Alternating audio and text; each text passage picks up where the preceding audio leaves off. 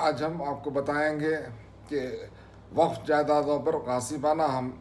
قبضے جب ہوتے ہیں تو اس کا شرعی حل کیا ہے۔ تو میں آپ سے گزارش کرتا ہوں کہ آپ پہلے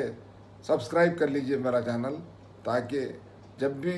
نیا ویڈیو اپلوڈ کیا جاتا ہے تو اس کا نوٹیفیکیشن مل سکے آپ کو۔ تو پھر ہم بات بڑھاتے ہیں کہ وقف جائیدادوں پر غاصبانہ قبضے جات ہوتے ہیں تو پھر ایسی صورت میں اس کا شرعی حل کیا ہے۔ تو پہلے وقف کے مطلب یہ ہے کہ جو جائیداد دی جاتی ہے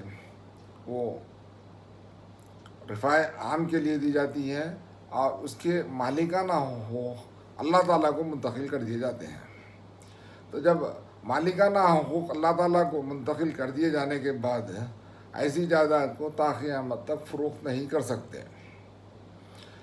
یہی مسئلہ مسجدوں کی وقف کی زمین پر بھی لاگو ہوتا ہے، اور یہی مسئلہ مسجدوں کے علاوہ وقف کے وہ تمام جائیدادوں پر لاگو ہوتا ہے کہ ایک مرتبہ وقف کر دیے جانے کے بعد وہ جائیداد ناقابل فروخت ہو جاتی ہے، اور اس کا جو مالکانہ حقوق ہے وہ اللہ تعالیٰ کے حق میں منتقل ہو جاتا ہے، جس کو ہم ٹائٹل کہتے ہیں، title of the property transferred in the name of Allah Almighty. تو جب اللہ تعالیٰ کے حق میں منتقل ہو جاتا ہے تو پھر ایسی جائیداد کو کسی اور کے حق میں منتقل نہیں کیا جا سکتا۔ لیکن شریعت میں اس بات پر اجازت یہ ہے کہ اگر وقف کی جائیداد پر کوئی ایسا ظالم یا غاصب یا کوئی اگر قبضہ کر لیتا ہے اور اس کی بازیابی ممکن نہیں ہے تو ایسی صورت میں کیا کیا جائے، تو شریعت اسلامی میں اس بات کی اجازت ہے کہ ایسی جائیداد کو اس غاصب کو فروخت کر دیا جائے۔ تو اب آج کل ہم جو دیکھتے ہیں کہ توسیع سڑک اس تعلق سے مسجدوں کا انہدام عمل میں آتا ہے،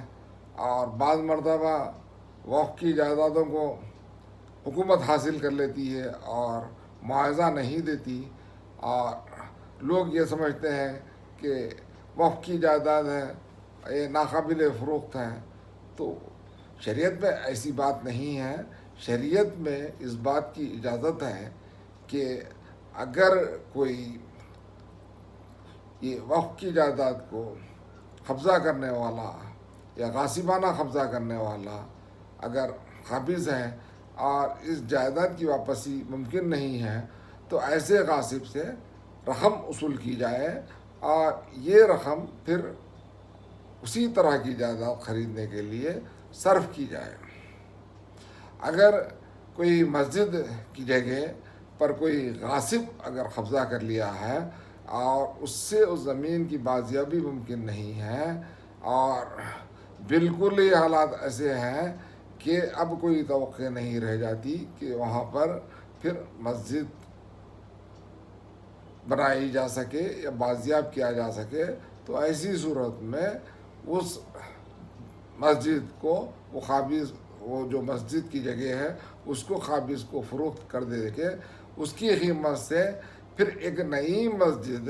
کی جگہ خریدی جائے اور پھر وہاں پر مسجد تعمیر کی جائے۔ ایسا نہیں ہے کہ جگہ کو فروخت کر دے کے کسی اور مسجد کی تعمیر میں صرف کرنا، یہ اس بات کی شریعت میں تھوڑی بھی گنجائش نہیں ہے اور اجازت نہیں ہے۔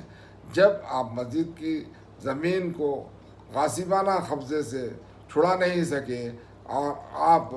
اس سے معاوضہ حاصل کرے ہیں یا اس کو فروخت کر دیے ہیں، تو تب آپ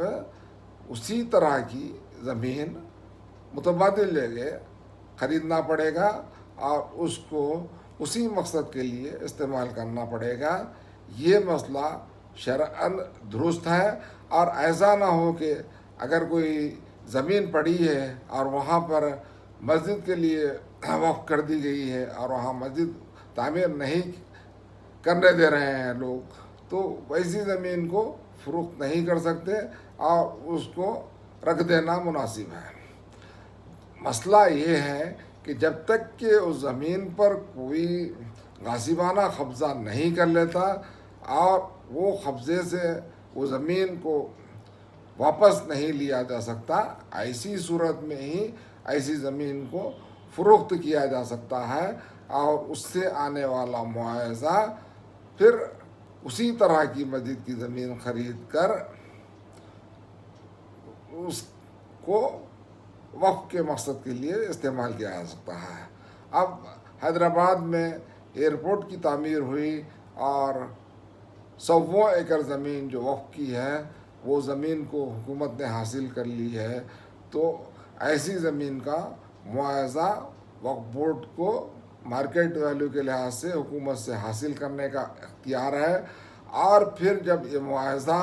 وصول ہوتا ہے تو اس معاوضے سے پھر اتنی زمین کہیں متبادل جگہ کو دیکھ کر خریدنا پڑے گا